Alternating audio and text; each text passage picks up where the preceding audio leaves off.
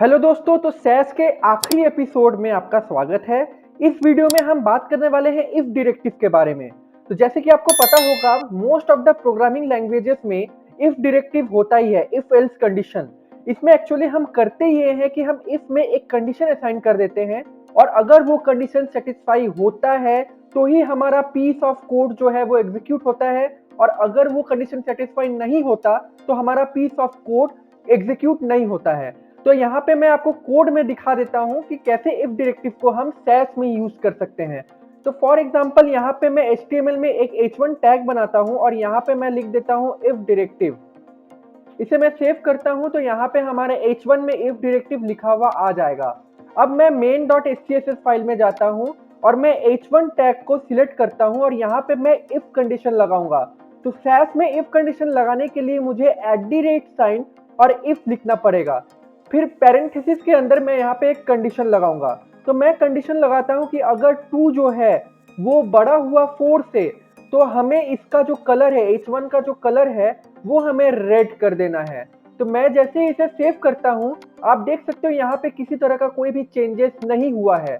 ये black colour था और अभी भी ब्लैक कलर ही है। इसका रीजन ये है कि इफ कंडीशन के अंदर जो 2 ग्रेटर देन 4 है ये फॉल्स हो रहा है, ये कंडीशन सेटिस्फाई नहीं हो रहा है, इसीलिए ये वाला कोड जो है वो एग्जीक्यूट ही नहीं हो रहा है।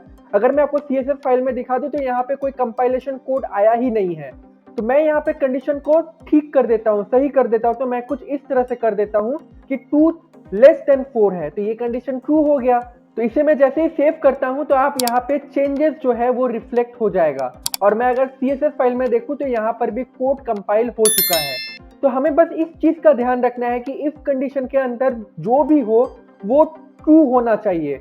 अगर वो ट्रू होता है तो हमारा कोड जो है वो एग्जीक्यूट होगा, और अगर ये फॉल्स होता है तो हमारा कोड एग्जीक्यूट नहीं होगा।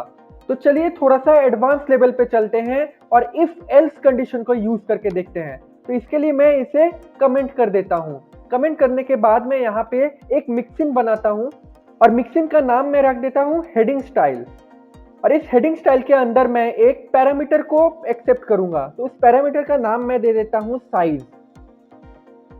अब हम यहाँ पे इफ कंडीशन लगाने वाले हैं कि @इफ अगर साइज इक्वल टू हुआ लार्ज से, तो हमें फॉन्ट साइज जो है वो कर देना है 45px। मैं यहाँ पे बता दूं, ये जो है ये कंपैरिजन वाला साइन है। ये डबल इक्वल टू कंपेयर करता है लेफ्ट हैंड साइड के वैल्यू को और राइट हैंड साइड के वैल्यू को।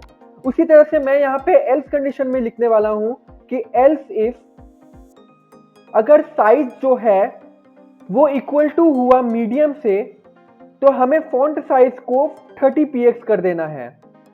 और लास्टली हमें यहाँ पे एल्स कंडीशन लगाएंगे कि अगर लार्ज भी नहीं हुआ और मीडियम भी नहीं हुआ तो बाय डिफॉल्ट हमें फॉन्ट साइज को 15px कर देना है। तो चलिए मैं बता दूं कि यहाँ पे एक्चुअली हो क्या रहा है। तो जैसे ही हम इस मिक्सिंग को इंक्लूड करेंगे कोई एक पैरामीटर के साथ, तो सबसे पहले पैरामीटर अगर मैं लार्ज पास करता हूं तो ये वाला कंडीशन हमारा सेटिस्फाई हो जाएगा, क्योंकि size large equal to large है। तो ये कंडीशन सेटिस्फाई होते ही ये वाला पीस ऑफ कोड जो है वो एग्जीक्यूट हो जाएगा और हमारा इफ डायरेक्टिव ये जो h1 टैग है ये 45px का हो जाएगा। उसके बाद जब हम मीडियम पैरामीटर को पास करेंगे तो हमारा फॉन्ट साइज 30px हो जाएगा, क्योंकि ये कंडीशन फॉल्स हो जाएगा और ये कंडीशन ट्रू हो जाएगा।